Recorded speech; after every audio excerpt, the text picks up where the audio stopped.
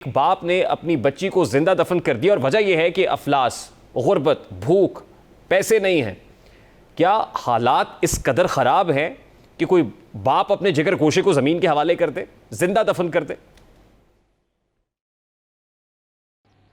देखिए, हालात तो इससे भी ज़्यादा ख़राब हैं। अब मैंने तो ये बात कब से बोल रहा हूँ, पिछले 2-3 सालों से बोल रहा हूँ मीडिया पे कि मुझे अपने शहर कराची में इस वक्त कोई भी शख्स शहर पे घूमते फिरते लोग नज़र आते हैं, कोई ट्रैफिक, कोई मोटरसाइकिल, कोई गाड़ी में, कोई किसी के चेहरे पे सुकून, मुस्कुराहट नज़र ही नहीं आ रही है।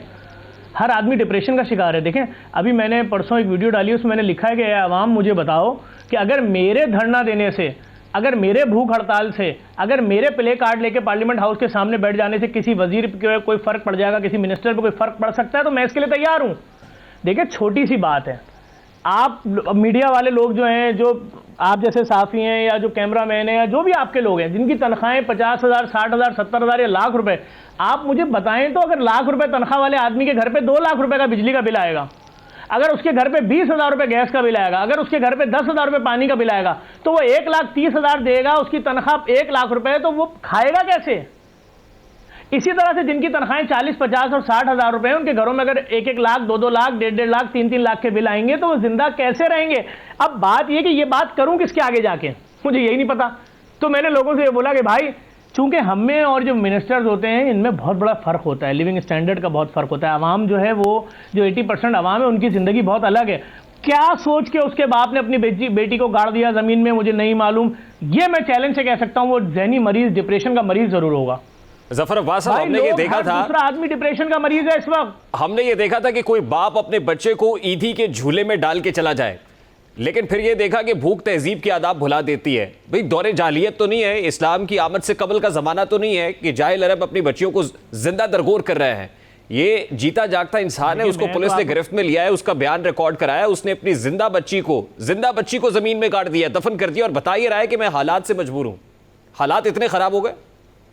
देखें, उसने एक इंसान की जान ली है। कानून के मुताबिक जो सज़ा होनी चाहिए वो तो उसको 100% मिलनी चाहिए, और अगर उसने इसके पीछे कोई और भी कदम है, कोई और लोग भी उसके साथ शामिल हाल है, उनको भी सज़ा मिलनी चाहिए। जिन लोगों ने इस कत्ल को छुपाया, चाहे वो उसकी बीवी हो, चाहे उसकी माँ हो, चाहे उसके, उन सबको भी सज़ा मिलनी चाहिए, बल्कि इन सबको भी फांसी पर लटका दें। मैं कहता हूँ 100% इंसाफ होना चाहिए। लेकिन मेरे मुल्क के 80% लोगों के घरों में इस वक्त खाने को नहीं है।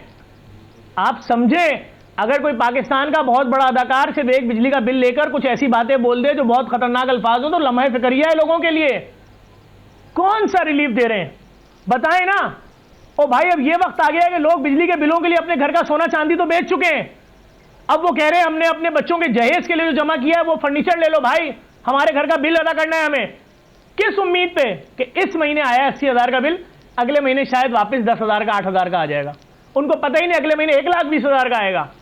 तुम्हारे लिए बोलेगा कौन? कौन बोल रहा है आवाम के लिए? आप मुझे बताएं। चलें, आप साफी हैं, तज्जिया निगार हैं, एंकर हैं, कौन आवाम के दुख में, कौन सी सियासी पार्टी बाहर आई? किसने 1 सेकंड का भी प्रोटेस्ट किया कि आवाम मर रही है, आवाम पे जुल्म हो रहा है, इनका खाना पीना छीन लिया गया है, इनके बजट, भाई घर में राशन जिनके आता था 6-6 हज़ार का, आज वो राशन 40,000 का नहीं आ रहा।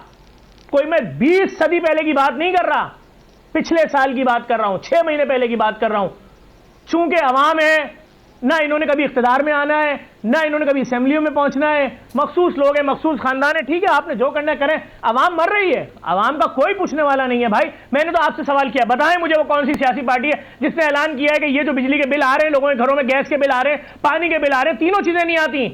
देखिए, मैंने तो चंद रोज पहले वजीर आजम शहबाज शरीफ साहब का ये स्टेटमेंट सुना था। जफर भाई, मैंने तो ये स्टेटमेंट सुना था कि IMF का आखिरी प्रोग्राम होगा, लेकिन आज वही वजीर आजम शहबाज शरीफ साहब ये बता के चले गए हैं कि अगर दोबारा हम IMF के दर पे गए तो बहुत बड़ी शर्मिंदगी होगी, डूब मरने का मकाम होगा। लेकिन मुझे उससे ये पता चल गया कि दोबारा फिर हम IMF की दहलीज के ऊपर नाक से लकीरें रगड़ रहे होंगे, और फिर हम कहेंगे कि ये मजबूरी थी, कड़वा घूंट करना पड़ा है। तो हम तो जाते रहेंगे, कशकोल फैलाते रहेंगे, डॉलर लाते रहेंगे, और उससे अशराफिया का पेट भरते रहेंगे, क्योंकि 2 इंतहाएं हैं। हमने तो ये सुना था कि 2 नहीं 1 पाकिस्तान बन रहा है, लेकिन यहाँ तो 2 पाकिस्तान है। जफर अब्बास साहब, देखिए, सीधी सीधी चीज़ है। हम पहले जब छोटे थे सुनते थे पुल के इस पार की ज़िंदगी, पुल के उस पार की ज़िंदगी। आप यकीन जाने, अब तो वाज़े नज़र आ रहा है यार, वो दिन दूर नहीं है जब पाकिस्तान के 80% मिडिल क्लास और लोअर मिडिल क्लास के घरों में लालटेनें जलेंगी, जब उनके घरों में लकड़ियों से खाने बनेंगे। दुनिया चांद पे और मरीख पे पहुंच रही होगी और हमारे घरों में लकड़ियों से खाने बन रहे होंगे। हमारा तो हाल तबाह हो गया भाई। आप लोगों की हालत तो देखो। अभी मैं तो देखिए, हम तो एहतजाज करते हैं तो उसके बाद हम उन लोगों की भलाई के लिए वो चीज लाके रख भी देते हैं। हमने जब लोगों को बोला कि लैब माफिया चंद 100 रुपए वाले टेस्ट हजारों लाखों रुपए में कर रही है, तो हमने फ्री लैब की मशीनें लगा दी अरबों रुपए की। अभी मैं कैंसर की फील्ड में उतरा हूं तो मुझे मालूम चला कि वो जो रेडियोलॉजी होती है उसके ऊपर तो कोई खर्चा ही नहीं आता। तो भाई 15-15 लाख रुपए किस चीज के ले रहे हो? ना जी सकते हो, बिजली घर में नहीं, बिजली के बिल इतने बड़े आ रहे हैं कि तुम अपने बीवी बच्चों को फेस नहीं कर सकते। भाई शौहर को तनख्वाह मिलती है 2 महीने बाद या 15 दिन बाद, तो जब घर लेकर आता है तो पहले दिन ही मखरूज हो जाता है डबल तनख्वाह का। ये बात मैं हुक्मरानों तक कैसे पहुंचाऊं, मुझे बताए कोई। भाई बहुत फर्क है।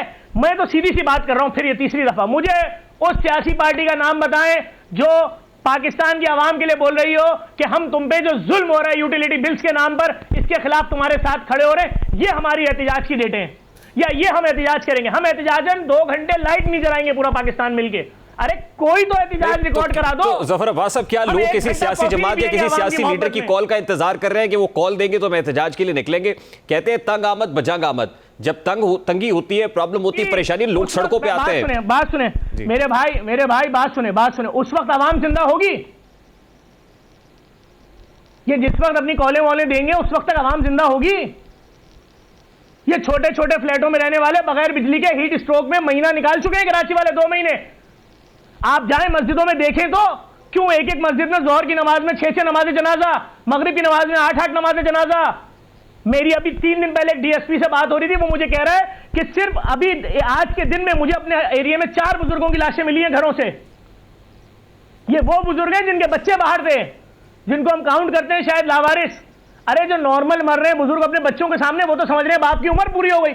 उनको थोड़ी मालूम कि ये जो शदीद गर्मी हीट स्ट्रोक में बगैर लाइट के मेरे वालिदैन घर में पड़े हुए इसलिए मर गए। बहुत बहुत शुक्रिया जफर अब्बास साहब। क्या लोग किसी सियासी जमात या किसी सियासी लीडर की कॉल का इंतजार कर रहे हैं कि वो कॉल देंगे तो हम एहतजाज के लिए निकलेंगे?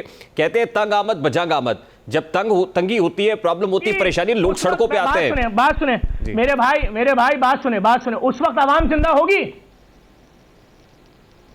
ये जिस वक्त अपनी कॉलें वॉलें देंगे उस वक्त तक आवाम जिंदा होगी? ये छोटे छोटे फ्लैटों में रहने वाले बगैर बिजली के हीट स्ट्रोक में महीना निकाल चुके हैं कराची वाले, 2 महीने। आप जाएं मस्जिदों में देखें तो क्यों एक मस्जिद में जोहर की नमाज में 6 नमाज़े जनाजा, मगरिब की नमाज में 8 नमाज़े जनाजा। मेरी अभी 3 दिन पहले एक डीएसपी से बात हो रही थी, वो मुझे कह रहा है कि सिर्फ अभी आज के दिन में मुझे अपने एरिया में 4 बुजुर्गों की लाशें मिली हैं घरों से। ये वो बुजुर्ग हैं जिनके बच्चे बाहर थे, जिनको हम काउंट करते हैं शायद लावारिस। अरे जो नॉर्मल मर रहे हैं बुजुर्ग अपने बच्चों के सामने, वो तो समझ रहे हैं बाप की उम्र पूरी हो गई। उनको थोड़ी मालूम कि ये जो शदीद गर्मी हीट स्ट्रोक में बगैर लाइट के मेरे वालिदैन घर में पड़े हुए इसलिए मर गए। बहुत बहुत शुक्रिया।